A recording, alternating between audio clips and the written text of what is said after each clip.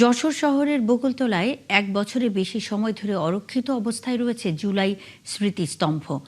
জুলাই শহীদদের প্রতি এমন অবহেলায় ক্ষোভ জানিয়েছেন জুলাই যোদ্ধা ও শহীদদের স্বজনরা। প্রশাসন বলছে দ্রুত এ ব্যাপারে ব্যবস্থা নেওয়া হবে। এস এম ফরহাদের তথ্য ও রাব্বি আল আমিনের ছবিতে প্রতিবেদন। যশোরে জুলাই যোদ্ধা ও শহীদ পরিবারের অভিযোগ, শহরের বকুলতলায় জুলাই স্মৃতিস্তম্ভ গড়ে উঠলেও তা অযত্নে পড়ে আছে। নেই নিরাপত্তা ব্যবস্থা, ঘিরে রাখা হয়েছে বাঁশের বেড়া দিয়ে। শিয়া বাটার ও ভিটামিন সমৃদ্ধ লিলি বিউটি সোপ, তারুণ্যময় উজ্জ্বল ত্বকের জন্য।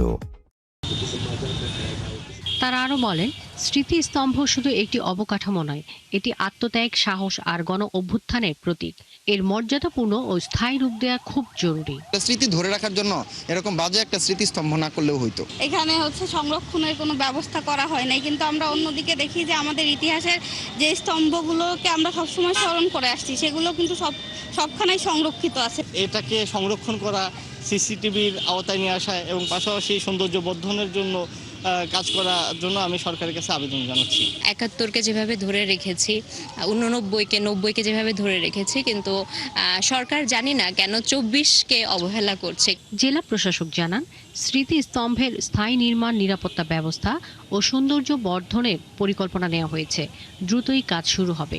গণপূর্তর সাথে কথা হয়েছে এর মধ্যে আমাদের মূল কাজটা তারা করে দিবে, কিন্তু এটা করার পরে যে চারপাশের পারিপার্শ্বিক রাস্তার সাথে কেমন করে সংযোগ হবে, একটা ডাইভারশন করা যায় কেমন করে, লাইটিং করা যায় কেমন করে, সে বিষয়টা আমরা পৌরসভার সাথে কথা বলেছি। আশা করি পৌরসভার পক্ষ থেকে অতি দ্রুত আমরা এটা সৌন্দর্য বর্ধন সহ বাকি যে কাজগুলি আমরা সমাপ্ত করতে পারবো ইনশাল্লাহ। ২০২৪ সালে জুলাই আন্দোলনের শহীদদের স্মরণে সরকার সারা দেশে স্মৃতিস্তম্ভ নির্মাণের উদ্যোগ নিয়েছে। শাকিলা শম্পা, ৭১। যশোরের অরক্ষিত জুলাই স্মৃতিস্তম্ভের আরও তথ্য জানাতে আমাদের সাথে যুক্ত হচ্ছেন সহকর্মী এস এম ফরহাদ। ফরহাদ, ১ বছরেও কেন সংরক্ষণ করা হলো না জুলাই স্মৃতিস্তম্ভ? কি বলছেন জুলাই যোদ্ধা ও শহীদদের স্বজনরা?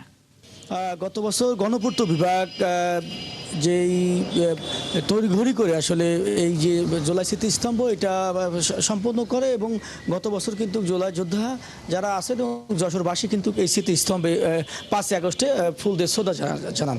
তবে এই গত ১ বছর আমরা দেখেছি আসলে যে এখানে যে জুলাই স্মৃতিস্তম্ভ এটা কিন্তু অরক্ষিত আছে, অর্থাৎ এখানকার যে চার সাইডে যে ঘেরাটা সেটা কিন্তু আমরা দেখেছি যে বাঁশের বেড়া দিয়ে কোনো অরক্ষিত অবস্থায় রয়েছে, যেখানে নিরাপত্তার রাখার জন্য যে সিসি ক্যামেরা এবং আশেপাশে এখানে কিন্তু খুব সহজেই কিন্তু এইখানে এই যে স্মৃতিস্তম্ভ ভিতরে এখানে চলে যাওয়া যাচ্ছে, এবং যে কোনো সময় জুলাই যুদ্ধ আছেন তারা কিন্তু দাবি করেছেন যে এখানে হামলা হতে পারে, তারা এই ধরনের দাবি করেছেন।